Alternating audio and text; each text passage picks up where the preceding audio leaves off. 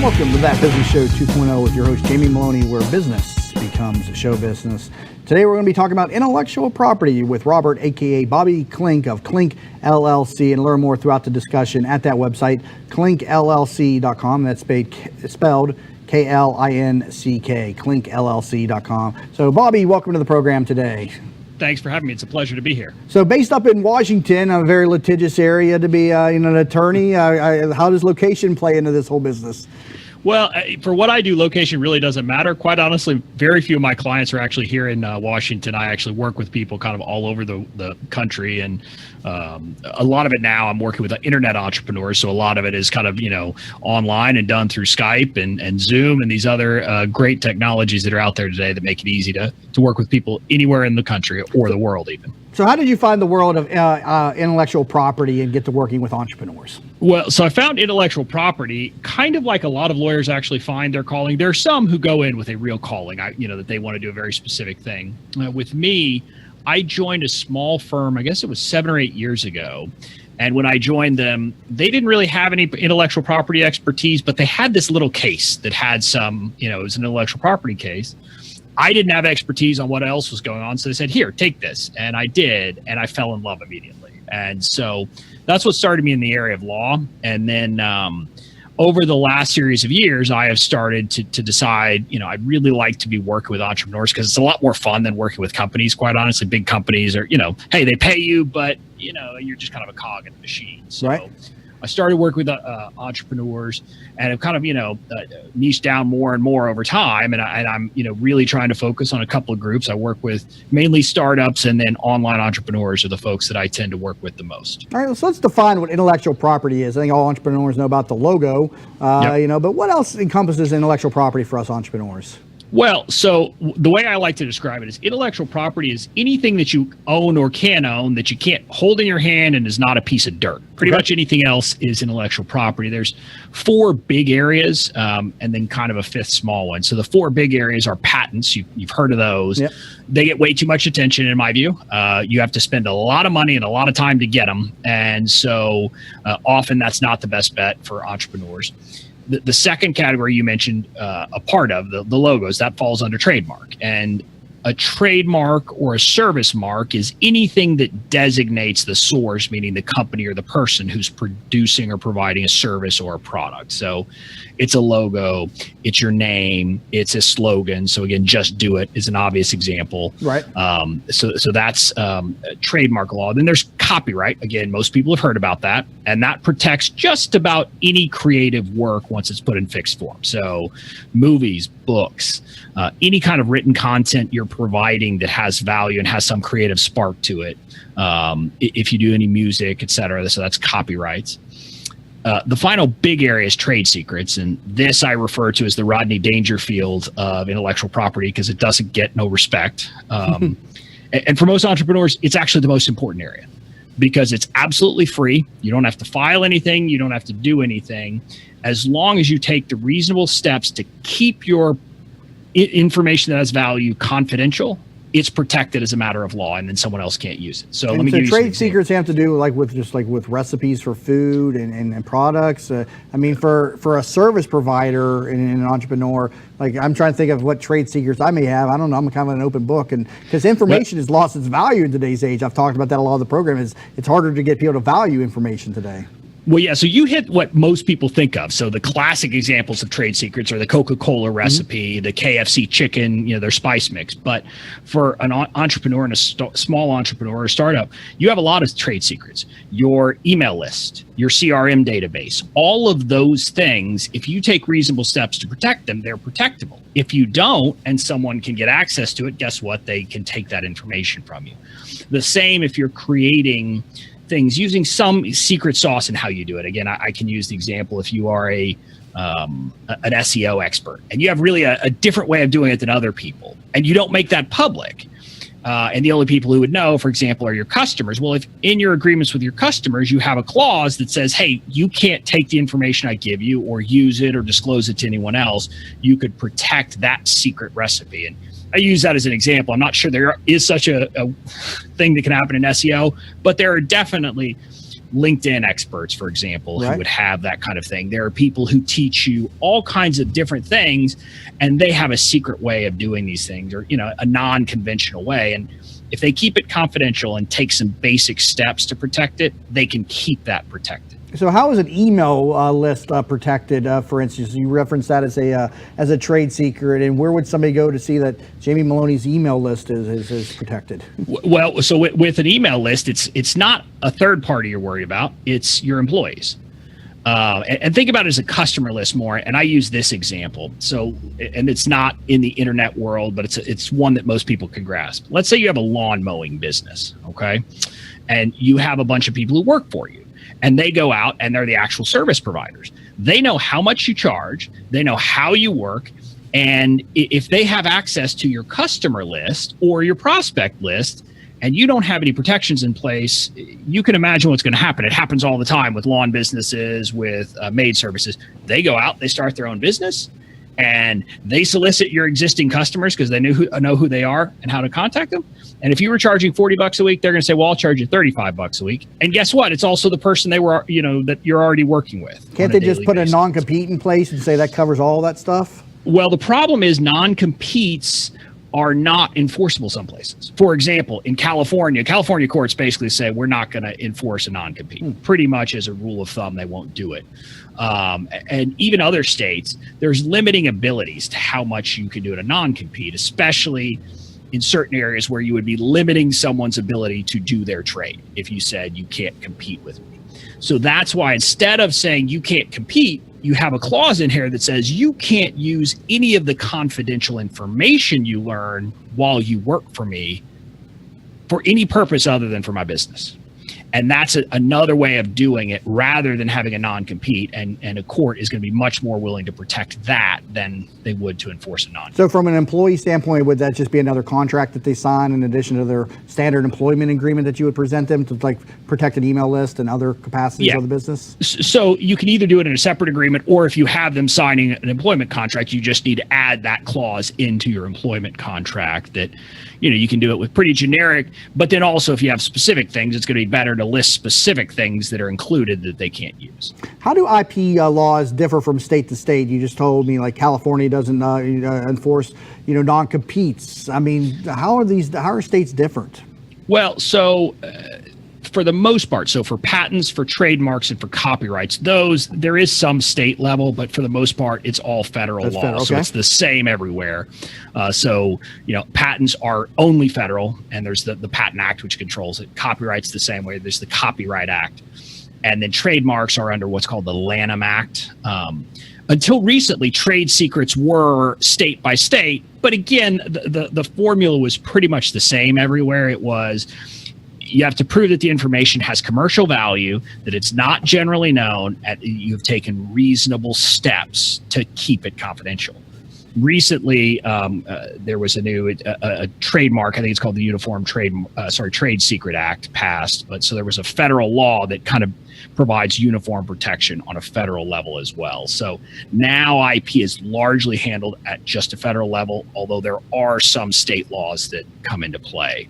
And then, by the way, I got off track before. The small area that I didn't mention, the other small area that doesn't apply to most people is the right to publicity. So this is mainly for celebrities, et cetera. So the classic example of how a company might run afoul of this, let's just say Robert De Niro. Mm-hmm. You can't just take a picture of him and put him on your brand because he has a right to his own publicity. And a classic example of where this happened, I think it was Duane Reade, a drugstore chain up in the New York area. I think someone took a picture of, I won't get it right, but it was a female celebrity walking out of their store with a bag with their logo on it. And I think whoever found it tweeted it.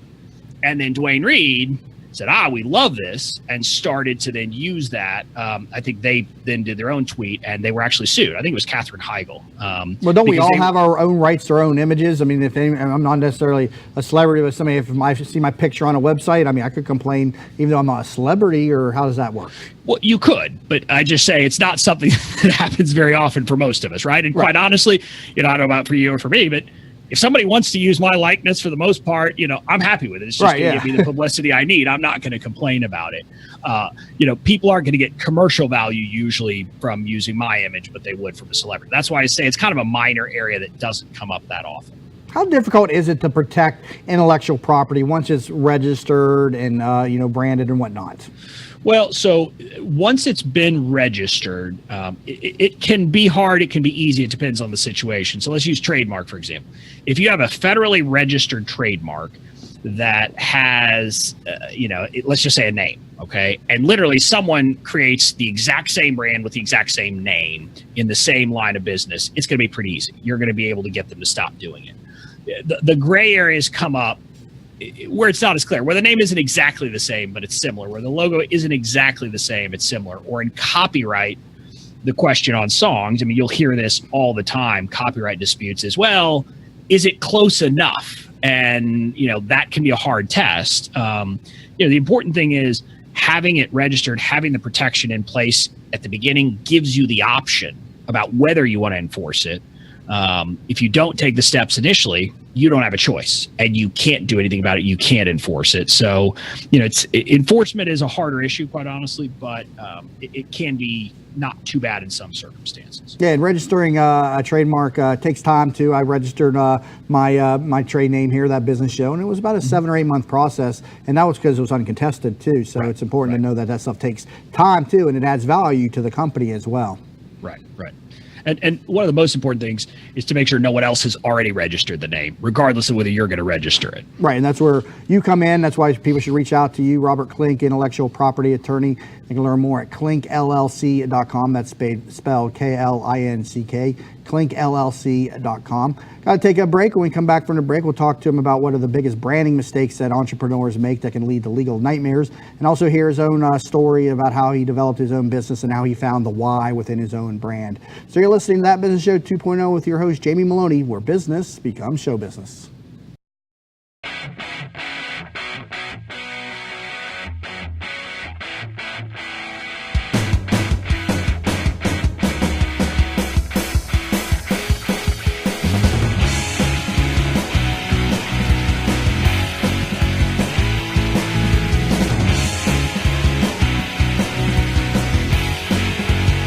And welcome back to That Business Show 2.0 with your host, Jamie Maloney, where business becomes a show business. My guest today is Robert Klink, intellectual property attorney. Learn more at that website, klinkllc.com.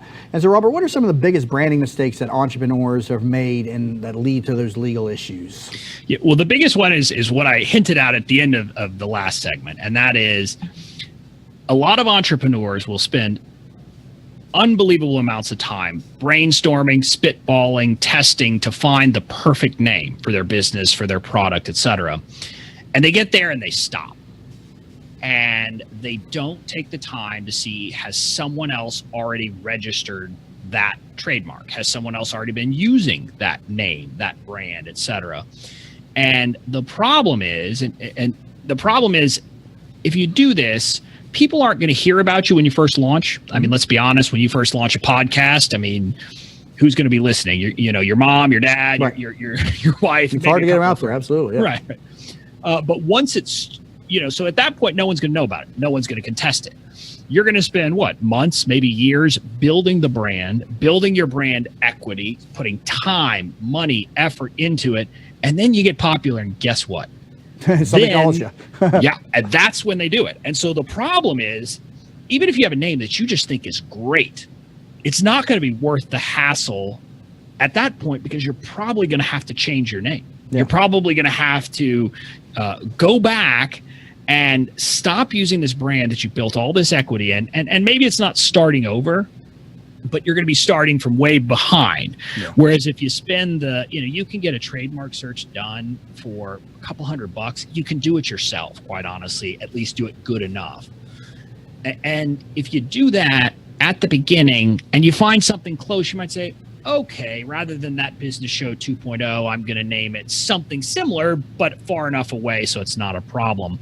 You're still going to build the brand equity. It's still going to work great. And then you're not going to have someone knocking down your door later and making you change it. Yeah, I've seen it happen to a couple of my friends, and it's very, very easy for people to do it in the podcasting business because nobody really expects themselves to ever become, a household name. But ultimately, that's what you want to happen. But Right. I think a lot of people don't do that stuff because, like, you're going to be anything anyways, just something I do for a while. But yeah, you're right. You got to take the time, at least punch it into Google, do some searches, if nothing else. Yeah. So, and that's the thing. You can do the searches pretty easily. There's you can search what's called TESS, TESS, on the United States Patent and Trademark Office website, and that will let you search federally registered marks. You can make sure no one's registered, and then do Google. And that's what I say. And then the last step, I like to use a service like Namevine or one of those websites where you can type it in and see if the domain and all the socials are available.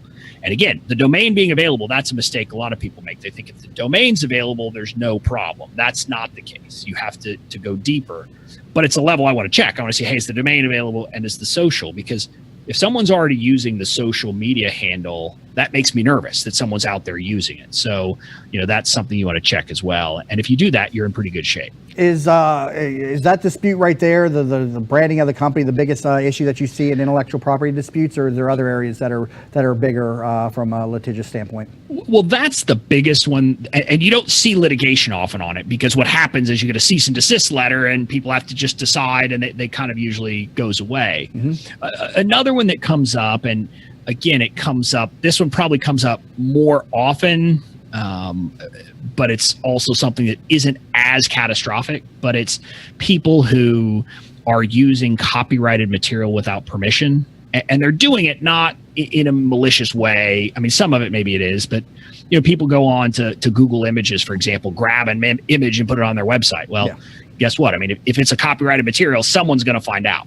Mm-hmm. Especially if the copyright is held by one of the big companies. Getty Images? Getty Images, right. They come after people. Yeah, so, and that, like I said, it's not as catastrophic because they'll ask you maybe for $5,000, but, you don't want to spend $5,000. You can, you can get images, especially nowadays. There's so many free resources out there. Pixabay, there's a bunch like that have free images. Or, pay a couple bucks, $5 to get licensed images from a place like Shutterstock or, those type of places. Absolutely. Now, the social media capacity, though, how are people making mistakes with social media? Well, so social media, it's a lot of the same stuff. They're doing some kind of copyright infringement. They're using images without license. I mean, you maybe have heard about in YouTube, if you are using a prominently copyrighted song as part of a YouTube, guess what? They catch it. Yeah, no, I put up land videos, and if there's a snippet of a song, they catch it. Yeah, their technology is amazing. Yeah, and so that's the thing people do. And by the way, that's in the podcast arena. That's something people do. You'll hear people with a small podcast who have a song that and you're like, they clearly have not licensed that song. Again, it's not going to be a problem when they're little. The problem is if they get big. Beyonce is going to hear if you're using one of her songs, or her reps will. And then guess what? You're probably going to take down all of that prior content that has that or pay an. I had somebody tell me once, and I've never looked into it legally because I don't use, those copyrighted songs, but they say as long as it's not more than 30 seconds, you're okay. Nope. Nope, that's one of the common myths. Is that a myth? Okay. If you use any piece that is recognizable as the song, so again, I mean, you can think of a lot of songs that have a hook that like 2 or 3 seconds, you're immediately going to know what it is. If you use that, you're infringing a copyright. So that's good to know. Yeah, I've had people tell me that's a myth, or that is a myth, so that you could use up to a certain number of seconds and stuff. So yeah, and I've heard everything from 3 seconds, and you said 30. I think 30 is the longest I've ever heard anyone say, but no, that's a myth. If they can recognize it, it is a copyright infringement. So tell us a little about your own business and how you developed it, and how you come to find your why in your own business. Okay. Yeah. So I mentioned that I came into intellectual property at a prior firm. I ended up leaving there because I made one of the mistakes that a lot of entrepreneurs make when I first joined there. We had a contract that kind of addressed how I was going to be paid, but then nothing about how I would ultimately become a partner of the firm. And then when we tried to work that out, we just couldn't come to an agreement. We just couldn't figure out a way. And so it kind of came to a head over this weekend when I had a 2-month-old baby, and we couldn't come to agreement. So I realized my time at that firm was done. So I found myself sitting at my house on a Sunday night knowing I had to do something else. So I started my own firm. I considered going to some other firms, but I said, no, it's time to actually go out on my own. My father had run businesses my whole life, so I had that entrepreneurial streak in me. But I made, I think you could say, all of the classic mistakes entrepreneurs make when I started. I thought I'm going to be everything to everybody. Even though I really was an IP lawyer at that time, I said, well, I'm going to say I can write appellate briefs. I can do this. I can do contracts. I can do fraud. And when you do that, I mean, you can't talk to people because, I mean, you can't really have a marketing message because you don't know what you are. And my friends, my friends and colleagues had no idea what I did. I mean, they had some maybe, oh, well, if I have something weird, I can send it to them. But they couldn't say, okay, he is this. Mm-hmm. And so I did that. And I also, the second level problem I made is I thought like a lawyer. And lawyers are horrible at marketing. Lawyers think marketing means, for the most part, I mean, there's some lawyers who are different, but most lawyers say, well, I'm going to market myself. I'm going to go write articles for law journals or things like that other lawyers read. I'm going to go to mixers with other lawyers, and I'm going to speak at conferences for other lawyers. Well, I mean, look, that's not very smart. Not a good reach, right? No, because, I'm basically talking to my competitors and maybe referral sources, but, a lot of people, so I'm an IP lawyer, a lot of people spend their time going to IP lawyer conferences. And I'm like, literally, these people are almost all my competition. They're not going to refer me a case. I'm not going to refer them a case. Yeah, sometimes it'll happen. And it wasn't working. And so I just started looking around, and I somehow got going down the rabbit hole of kind of online marketing techniques, of inbound marketing, of lead magnets, of all of these concepts.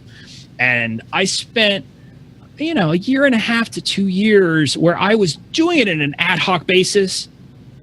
It was better than I was doing before, but I really wasn't doing a great job of it because, maybe I would have, some lead generation, or not lead generation, traffic generation, but then I had no lead generation built in. So, I mean, traffic was going nowhere. And then I would build lead generation, but not have traffic coming. So I went around for a while. And still, I said at that point I was going to be an IP lawyer, but really didn't do anything else. Things changed when I started working with a business coach, which, again, I was reluctant. It was a cost. I didn't want to spend money. Yeah. But looking back, it was the wisest money I ever spent because it put me on the right path. Because when I first talked with her on the phone, she said, okay, what kind of lawyer are you?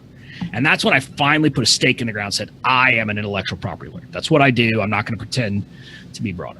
And she said, okay, well, what industry do you work for? I said, huh? She was thinking telecommunications or something like that. Yeah. And so I did a lot of soul searching on that to try to figure out what I wanted to work for, what industry. And I thought about some of those and I said, you know what? What I really want to do is work with entrepreneurs who are doing the same things I'm doing, are having the same, type of problems I'm having, but help them with their IP on their platform building and all of those things. And that was when the idea was born. And I've since niched down further. At first I said, okay, I'm an intellectual property lawyer for entrepreneurs. Well, entrepreneurs is too wide of a concept. Right. So I niched down to the point that now I'm focused, like I said, on startups and then on online entrepreneurs who are building platforms. I'm currently developing an online course to help online entrepreneurs take the course so they don't even have to hire someone like me. They can do the work themselves without needing to hire a lawyer and spend the money. So, that's kind of my focus at the moment and what I'm really trying to do and make a push for. And we hear that echoed on this program a number of times, and I really think it's a common trait amongst the most successful entrepreneurs is they get a coach. They really niche down and they really find out who they are versus casting a wide net. Yep. That's huge. And I'm working with a coach now to help me develop my course. So I now work with coaches on a regular basis. Well, good discussion. We got to wrap up the talk. So Robert Klink, intellectual property attorney. Great discussion. Thank you so much for being on the program with me today. Thanks for having me. And again, if you could use his services anywhere in the country, KlinkLLC.com. Again, specializing in intellectual property, KlinkLLC.com, KlinkLLC.com. New episodes each weekday morning, 9 a.m., thatbusinessnetwork.com, and please connect with us all across social media. We'll talk to you soon.